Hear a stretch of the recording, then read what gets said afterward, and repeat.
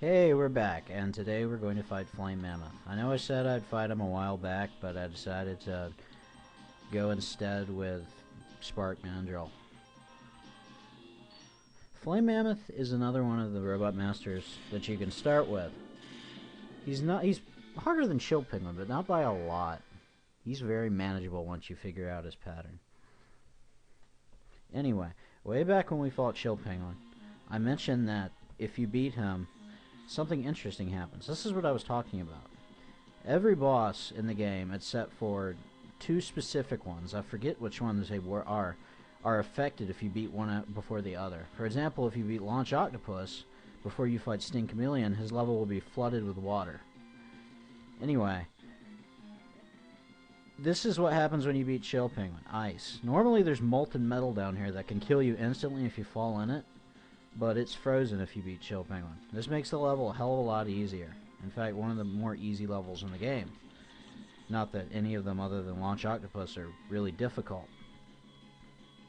Much more manageable. I might do another video where you can see Flame Mammoth stage normally, but it's not really that interesting, so I doubt it. Anyway, the room we're coming up to here is where all the items in the level are located, and if you have the boots, you can get all of them instantly. You also have to freeze beat Chill Penguin to freeze the level, so you can get this heart tank all the way over here. The other item is near the top of the shaft in this area. Let's get rid of these stupid miners.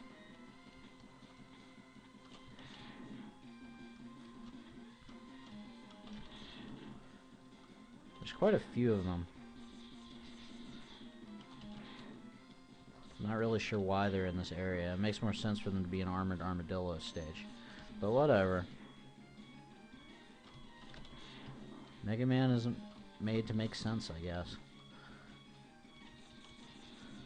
Almost there. We just need to jump up here and get by some mets.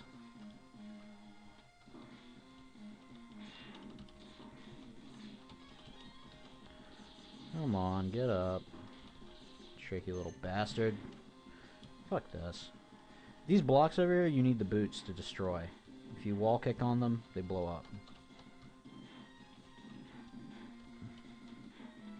Let's grab our energy tank, and that's all the items in this stage. Actually, there is one other one, but it's not necessary to receive. This is another... If you break these, and it's pretty difficult to get up to them, it leads to the X-Buster upgrade. But it's also optional, like every other armor except for the boots. And besides, if you get to the Sigma stage without it, Zero just gives it to you. So there's no reason to find the capsule, really. Ow. Anyway, let's move on. Flame out of the stage is actually pretty short. We're more than halfway through now. You just have to get past these crushers, which are incredibly slow. Those guys hit you if you step on them. Hurt you if you step on them, but the other things that fall out of those junk dispensers, I don't really know why there's a dispenser for junk. They don't hurt you. You can walk on them. These things can probably be killed with a special weapon, but those are the only two in the stage, so I don't really worry about it. Past this Joe here, I guess he'd be like Chain Mace Joe. I don't know. Ugh. Wow. Never mind. There's more. Let's get around them. No matter how many of them there are, they're not that hard to get around, so don't waste your time. Here we are, already at Flame Mammoth. Flame Mammoth is weak against Storm Tornado. Don't ask me why. It seems like blowing wind in the fire would just make it worse. But he's made even easier if you have this weapon. Slowly roll over to him. I'll give Mega Man X this. It has the most interesting boss introductions. It's not just them descending from the sky like in most games.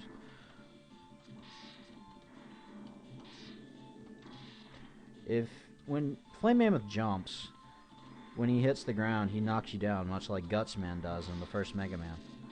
That oil slick is dangerous because it makes a pillar of flame, as you can see. He's almost dead, however, so there's really no use explaining his pattern. He just shoots fire and rolls back and forth. Not that it matters. Anyway, you're already done with Flame Mammoth. That's pretty sad. X, you did a good job. I'm not going to make fun of you this time either.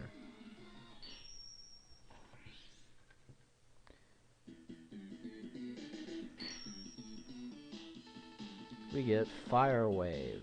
One of the more useful weapons in the game. It is, for all intents and purposes, a flamethrower.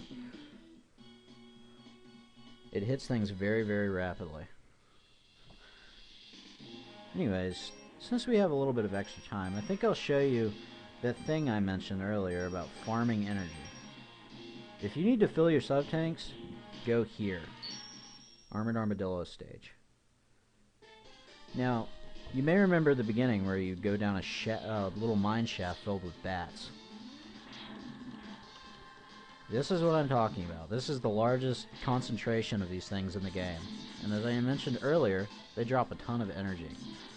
So all you really need to do is run through here and kill as many bats as possible.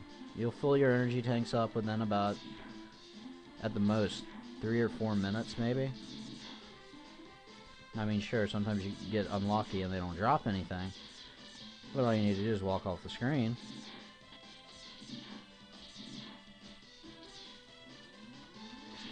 I'm probably going to end up doing this quite a few times during the game. But I'm going to do it off screen. I don't really want to waste your time letting you watch me shoot bats all day. Plus, it'll use up time that we need to beat the longer Robot Master stages. Bubble Bat here is also very useful because for some reason he has a high chance to drop extra lives. About 1 in 5 times of killing him, he'll drop an extra life for you. You can have up to 9, and basically later on when you need to go to a Sigma stage or you have to beat a really tough Maverick, just visit here. It's certainly the easiest X game to get energy and lives on. And when you're done, if you beat Armored Armadillo, much like in any other stage, you can exit using this escape thing. It doesn't work unless you've already beat the Maverick in that stage, though. Anyways, let's go back to the main screen. And that's all for now. See you next episode.